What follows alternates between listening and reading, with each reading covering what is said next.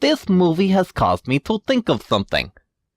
Hey brother, do you ever go on misadventures when I go out of the house? Oh really? Oh, is that so? Oh, well then what happened? Don't ask me, I don't speak dragon.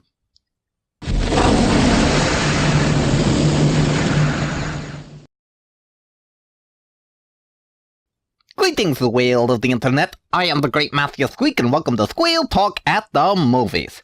Illumination Entertainment is at it again. After their hit of Despicable Me and Minions, they're tackling the age-old question of what do your pets do when you're not home. But can they capture the popularity like their movies prior? Let's find out. The characters.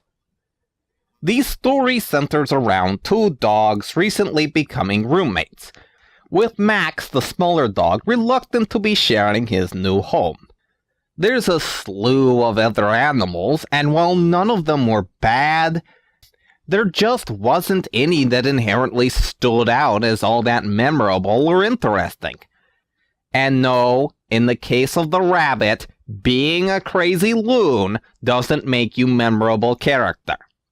And a lot of these characters have focus problems, as they all have a tendency to just sort of do things or suddenly change their mind about something to move the plot along without any real rhyme or reason behind it. Which brings us to the plot. Two dogs get stranded in the city and must make their way home, dodging traffic and a maniacal bunny. While the characters are a little unfocused at times, that's mostly because the plot is rather unfocused. Spending many times jumping through plot holes or having things just sort of happen to keep the plot going. The story has a tendency to introduce subplots and points that don't go anywhere or are resolved almost instantly or didn't really need to exist in the first place. Such as Dukes, the brown dog's original owner. The subplot appears from nowhere in the middle of the movie. No mention of it beforehand, no subtle hints, nothing. It has nothing to do with the dogs wanting to get home, and it is resolved almost as soon as Duke brings it up. The story may not be a mess, but like a dog easily distracted by whatever noise it hears, Squirrel, it has trouble keeping in the right direction. Design. Everything does have that fun design that Illumination Entertainment has. While not really realistic like other companies strive for, their designs are fun and fit better with the goofy and wonky nature of their movies. But it is a little 3D crazy, but not too much to the point where it sacrifices too much of the plot or characters. They make use of a lot of pet gags that are pushed over the top, which were pretty funny, and the world of the pets was interestingly colorful. Overall, with enough things positive and negative about the film, meh.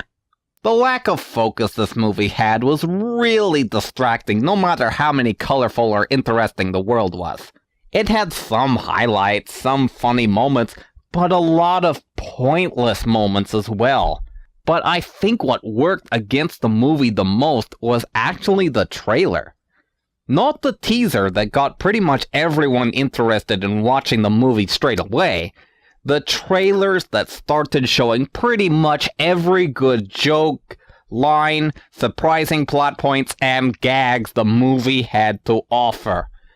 And when going to see the movie, there were no surprisingly good jokes or scenes because I'd already seen them numerous times. They held nothing back, and therefore didn't make it as good as it probably could have been. So if you like the teaser, you may still get a few good laughs. But if you're already bored with the trailers, you're not missing anything. And now, a moment with previews. So, the guy in the trailer wanting to be a Ghostbuster getting possessed by a ghost is definitely not the main villain and definitely not a major plot twist. Right? Still a cheesy school drama thing, but I can definitely root for this kid. Every trailer of this thing is like its own mini movie. It grabs you by the eyeballs and demands you watch it. Excited for it. From the same creators of Pets, then. Look, guys, you're starting to make the same mistakes you made with Pets. The unwritten rule of trailers is, less is more. The less we see, the more we want to see what this movie's about, and, well, look at this thing now. We've been told the plot, we have seen all the main contenders for the competition, and we've heard most of their signature songs now. And there are 5 months left before this movie airs. And at the rate this thing is blabbing secrets, there isn't going to be anything left to go see. Hope unlike Pets, they hold something back for us to see in the theaters. I am the Great Matthew Squeak, and this is Squirrel Talk at the Movies. I thank my loyal subjects for tuning in. If you do not like and subscribe to me now, brother will eat you, and then set you on fire, and then eat you some more. Also, you may donate money to my Patreon. You will not be eaten by dragons if you do not donate, but you will win favors in my eyes if you do.